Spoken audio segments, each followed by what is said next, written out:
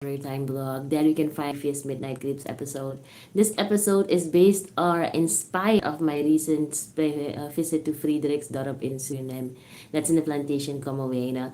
I'll be uploading that vlog soon on my blog, so make sure that you enter the URL on your website and subscribe so you won't miss any of my updates. I also have a couple of other interesting stories to share with you there of my recent adventures. I just haven't had the time yet, and the local internet provider in Suriname, Telesur, doesn't Starlink finally gets here. Starlink, hook a sister up once you guys are in this region of South America.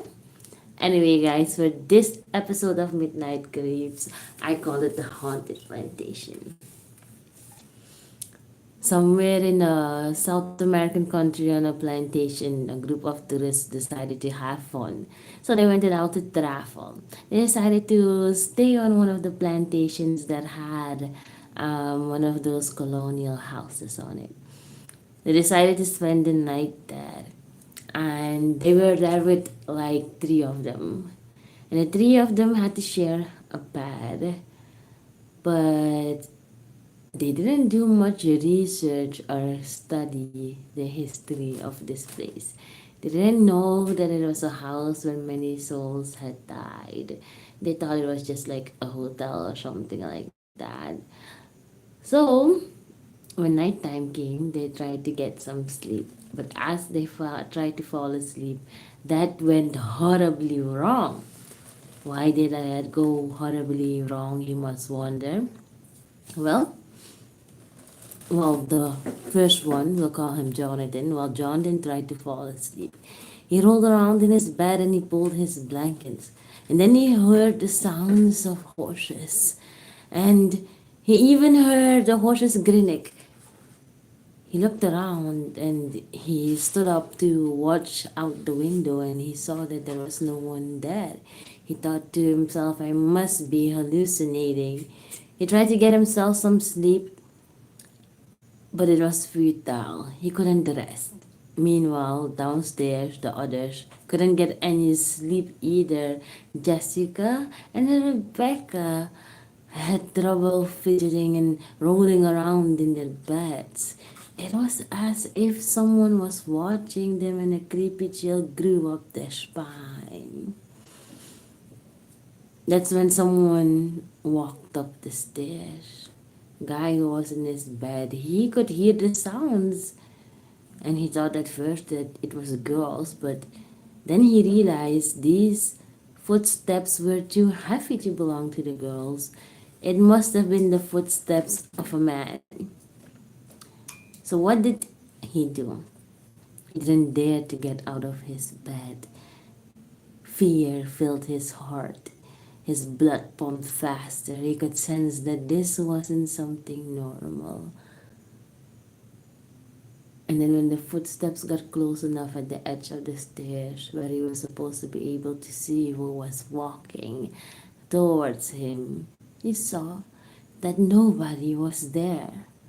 But the footsteps kept approaching his bed. He kept getting freaked out. Who's there? He yelled out. But nobody answered.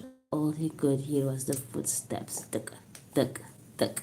And then the footstep walked up beside his bed. And then they stopped.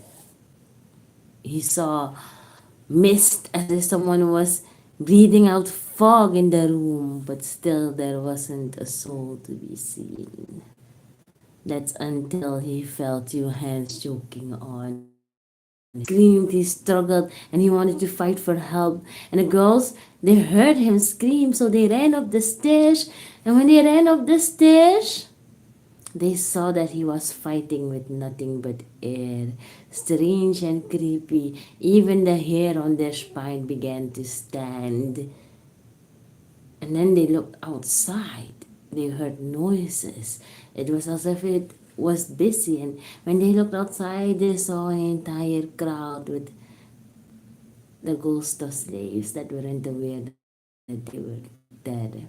And on them, on the plantation, there were a couple of crazy, psycho, slave master ghosts that kept them trapped there, so they couldn't escape. Apparently, it turned out that the ghost that came from him belonged to a crazy slave master that's racist and took him to be for one of the slaves that had crawled into his bed. So he kept trying to choke him out as a fit punishment. The girls were freaked out at what was happening. They yelled and they screamed, but nobody even came to their aid. They began sweating as they felt hands grab their necks as well. One of them was dragged all across the floor, and she screamed for help, and all they could hear was laughter around them. There's no escaping from this place. You've made your bed, now sleep in it, a spooky voice said. Then the first rays of sunshine hit, and they woke up. It turned out that it was all a dream, or so it would seem. When they walked out the door, they were back in the 16th century. They were trapped in a different place, and they had no idea how they got there. Somehow, it seemed that they were stuck in the world of the ghost, and they had to serve the evil spirit that ran that plantation for the rest of time. Thank you for watching, guys. I hope you enjoyed this episode of Midnight Creeps. Visit my Storytime blog for more fun stories and adventures. Anyway, I'm a bit tired already, as you can see, but I still put in the effort to go through this episode with you guys and keeping this one short. Bye bye. Love you guys. Next time, right here on Storytime.